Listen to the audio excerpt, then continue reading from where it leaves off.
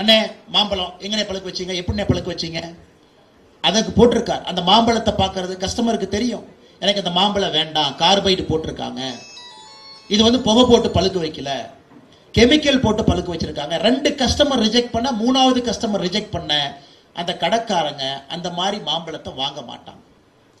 So இதுல இப்போ உங்க மேல ஷிஃப்ட் பண்றார் ரகுராமண்ணனை பொறுத்தவரை. இதை வந்து ஒரு ஃபுட் சேஃப்டி இன்ஸ்பெக்டர் போய் செய்ய வேண்டாம், நீங்க செய்யுங்க. ஒரு சாதாரண பொதுமக்களாக இருக்கக்கூடிய நீங்கள் உங்கள் அறிவை பயன்படுத்தி ஒரு பொருளை வாங்க வேண்டுமா வேண்டாமா என்கின்ற முடிவை நீங்க எடுக்க எடுக்க எடுக்க அந்த கடை நடத்தக்கூடியவருக்கோ தவறான ஒரு விஷயத்தை செய்யக்கூடியவருக்கோ நீங்க அவங்களுக்கு செக் வைக்கிறீங்க. அதான் இந்த புத்தகத்தினுடைய அம்சமான ஒரு விஷயம் தானே. நம்ம மேல ஷிஃப்ட் பண்றாங்க. நீங்க ஒரு மாற்றத்தை கொண்டு வருவதற்கு முயற்சி பண்ணுங்க. இதன் மூலமாக நல்ல ஒரு மாற்றத்தை கொண்டு வாங்க. அன்பு சொந்தங்களே, நீங்கள் இதை செய்ய வேண்டும் என்கின்ற தாழ்மையான வேண்டுகோளை உங்களுக்கு வைக்கிறேன். இரண்டாவது, இதைவிட இன்னும் பெரிய பிரச்சனையா இருக்கு.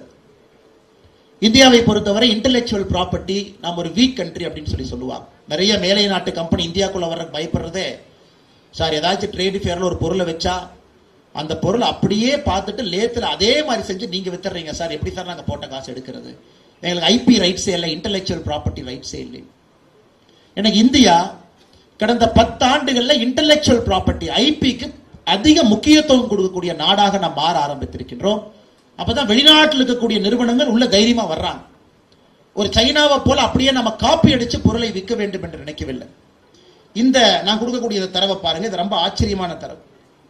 2023 சர்வதேச அளவில் பிடிபட்ட போலி பொருட்கள் 71% சைனாவிலிருந்து உற்பத்தியானவை. மறுபடியும் சொல்றேன், 2023 சர்வதேச அளவில் பிடிபட்ட போலி பொருட்கள். இந்த டிஷர்ட் நைக்கி மாதிரி இல்ல, இந்த டிஷர்ட் இந்த மாதிரி இல்ல, இது நம்ம பார்லே மாதிரி இல்ல, அந்த மாதிரி பிடிபட்ட போலி பொருட்கள் 71% சைனாவிலிருந்து உற்பத்தியானது. இன்னைக்கு நாம் வேகமாக வளரும் பொழுது இந்த புத்தகத்தினுடைய 2வது பாகத்தை நம்ம முன்னாடி வைக்கிறாங்க. போலி பொருட்களை எப்படி கண்டறியணும், எப்படி கம்ப்ளைண்ட் பண்ணணும், உண்மையான பொருட்களை சந்தைக்கு கொண்டு வருவதற்கு எப்படி ஊக்குவிக்கணும், ரொம்ப முக்கியம். ஏன்னா நீங்கள குழந்தைகள் இன்னைக்கு நாளைக்கு நீங்க ஒரு நிறுவனத்தை ஆரம்பிக்கும் பொழுது உங்களுடைய பொருளை நீங்க சந்தைப்படுத்தும் பொழுது உங்களுக்கு போட்டியாக போலி பொருட்கள் வரக்கூடாது என்று ஒரு மனிதன் நினைப்பது அடிப்படை உரிமை. உங்களுடைய பொருட்களை போலியா காப்பிடிச்சு வரக்கூடாது. அதுக்கு சொல்லியிருக்காரு, செல்போன்ல இருந்து, துணியிலிருந்து, எப்படிப்பட்ட சானிட்டரி நாப்கின்ல இருந்து சொல்றாங்க. நீங்க சகோதரிகள் இருக்கிறீங்க, ஒரு குழந்தை வளர்ந்து தாயாகி சராசரியாக 80 வயசு வளர்றாங்கன்னா, இன்னைக்கு இந்த புத்தகத்தில் அண்ணனுடைய ஆர்கியூமெண்ட் என்னன்னா 15,000 17,000 சானிட்டரி பேட் ஒரு பெண்ணுக்கு வாழ்நாளிலே தேவைப்படுகிறது. 15,000 to 17,000 சானிட்டரி பேட் ஒரு பெண்ணுக்கு வாழ்நாள். இந்தியாவில் இருக்கக்கூடிய தாய்மார்கள் சகோதரிகள் எல்லாத்தையும் யோசிச்சு பாருங்க. இன்னைக்கு இந்தியாவில் சானிட்டரி பேடுக்கு இந்தியாவில் ஸ்டாண்டர்ட் இருக்கான்னு கேட்டா அந்த புத்தகத்தில் அண்ணன் ரகுராமன் அவர்கள் ஆர்கியூ பண்ணியிருக்கிறாங்க. இந்தியாவில் சானிட்டரி பேடுக்கு இன்னைக்கு ஸ்டாண்டர்ட் இல்லை, இன்னைக்கு இல்லை.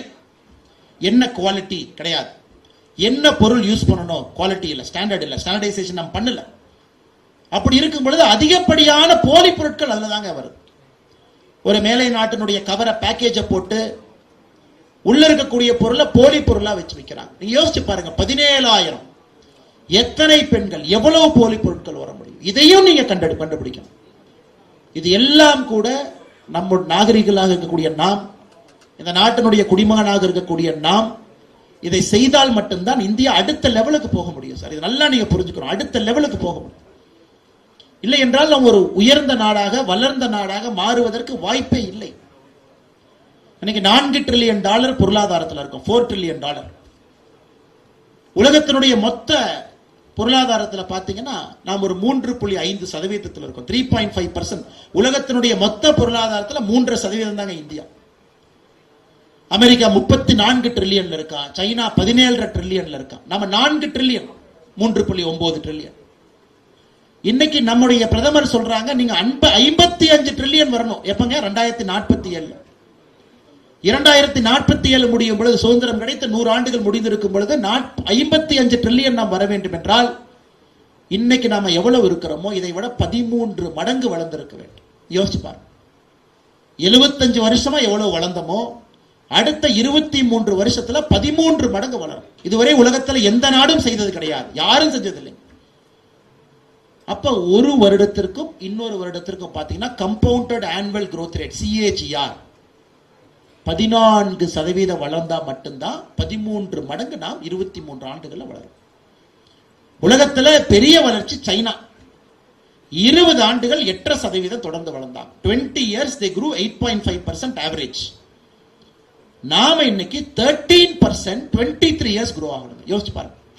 உலகத்துல யாருமே செய்யாததை நீங்கள் செய்ய வேண்டும் என்று பிரதமர் அவர்கள் விரும்புகின்றார். அப்பதான் வளர்ந்த பாரதம் நமக்கு கிடைக்கும் அப்படிங்கிறார். இப்ப ஒரு மாணவ செல்வம் சொல்லலாம், பரவாயில்ல இந்த நாடு 3000 வருஷமா இருந்திருக்குது, 4000 வருஷம் 5000 வருஷமா இருந்திருக்கு. இன்னைக்கு நம்முடைய முதலமைச்சர் அவங்க சொல்றாங்க 5500 ஆண்டுகளுக்கு முன்பு நம்முடைய தமிழ் நிலப்பரப்புல அயன் அதை 5500 ஆண்டுகளுக்கு முன்பு நம்முடைய தமிழ் நிலப்பரப்பில் இருக்கு அப்படின்னு முதலமைச்சர் அவர்கள் இன்னைக்கு நாங்கள் ஆய்வு பண்ணியிருக்கோம், அதை நாங்கள் சொல்றோம். ஸோ எந்த காலகட்டத்தை எடுத்துக்கிட்டாலும் இன்னைக்கு ஒருத்தர் ஆர்கியூ பண்ணலாம் 23 வருஷத்துல ஏன் நம்ம வேகமா வளரணும், நம்ம மெதுவா வளர்ந்துட்டு போலாமே அப்படின்னு. ஆனால் மாணவ செல்வங்கள் நன்றாக புரிந்து கொள்ள வேண்டும், இன்னைக்கு ஒரு மனிதனுடைய வளர்ச்சியை போலத்தான் நாட்டினுடைய வளர்ச்சி. என்னை கேட்டீங்கன்னா நான் 40 கிலோ வெயிட் தூக்குவேன். பக்தவச்சலம் ஐயா 30 கிலோ வெயிட் தூக்குவார். அவர் 40 கிலோ தூக்கலாம், வயதின் காரணமாக ஒரு 30 கிலோ தூக்குவார். ஒரு மனிதனுக்கு வாலிபம் என்பது ஒரு குறிப்பிட்ட காலகட்டம் தான் வரும், அதன் பிறகு அந்த வாலிபத்தை தாண்டி வயோதிகம் நோக்கி போயிடும். இன்னைக்கு இந்தியாவிற்கு டெமோகிராபிக் டிவிடெண்ட் என்கின்ற வார்த்தையை பயன்படுத்துறோம். எத்தனை சதவீத மக்கள் 18 வயசு கீழே, எத்தனை சதவீத மக்கள் 60 வயசுக்கு மேல? கணக்கு என்ன சொல்றாங்க, 18 வயசுல இருந்து 60 வயசுக்குள்ள எவ்வளவு மக்கள் தொகை இருக்கிறாங்களோ அந்த மக்கள் தொகை தான் உழைக்கக்கூடிய மக்கள்.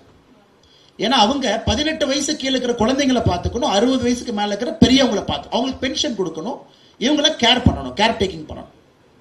இந்த டெமோகிராபிக் டிவிடெண்ட் என்கின்ற வார்த்தையை பயன்படுத்தணும். இந்தியாவுடைய டெமோகிராபிக் டிவிடெண்ட் 2045 முடிய போகிறது. இது ஆரம்பித்தது 2004 ஆரம்பிச்சிச்சு. 2004 to 2045 41 ஆண்டுகள் இந்த நாடு இளமையாக இருக்கும்.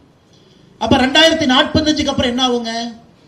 இன்னைக்கு இருக்கக்கூடிய ஆவரேஜ் ஏஜ் 32 33 மீடியன் ஏஜ் அது 40 45 நோக்கி போயிடும். அப்ப 2060 வரும் பொழுது வேலை செய்பவர்கள் குறைய ஆரம்பித்து விடுவார்கள், பென்ஷன் வாங்குறவங்க அதிகமாயிருவாங்க.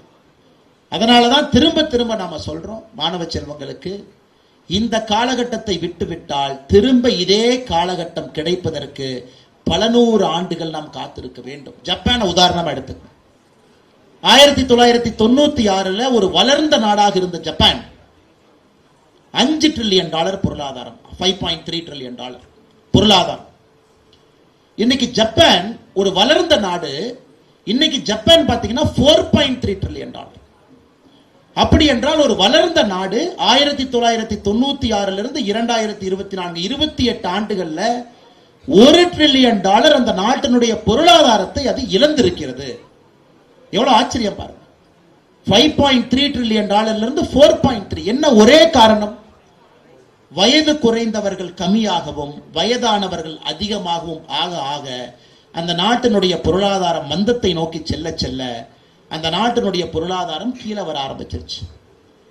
ஜப்பான் இப்ப எலெக்ஷனுக்கு போதுங்க. பழைய பிரதமர்கிட்ட கேட்டாங்க, இந்த நாட்டினுடைய முக்கிய பிரச்சனை என்னன்னு. பெரியவர்கள் குழந்தை பெறாமல் இருப்பதுதான் இந்த நாட்டினுடைய முக்கிய பிரச்சனையா நான் பார்க்கிறேன். பக்கத்துல நார்த் கொரியா இருக்கு, அதை பத்தில அவர் பேசலைங்க. எங்கள் ஊர்ல குழந்தைகள் கம்மியாகி கொண்டிருக்கின்றார்கள், அதான் இந்த நாட்டினுடைய மிகப்பெரிய இட்ஸ் சிவிலைசேஷனல் ப்ராப்ளம் அப்படிங்கிறார். நாங்கள் வாழப் போகின்றோமா சாவ போகின்றோமா என்பதை இந்த மக்கள் தொகை தீர்மானிக்க போது $1 trillion கீழே வந்திருக்குது. உங்களுடைய வயது 60 ஆகும் பொழுது இந்தியாவுடைய வயது 40 நோக்கி போயிருக்கும்.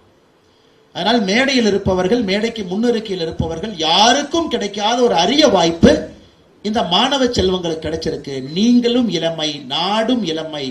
அதனால்தான் உங்களை நம்புகின்றோம். $55 trillion பொருளாதாரம் என்பது நீங்கள் இந்தியாவை எங்கே கொண்டு சென்று சேர்ப்பீர்கள் என்பதை பிரதமர் நம்புறாரு.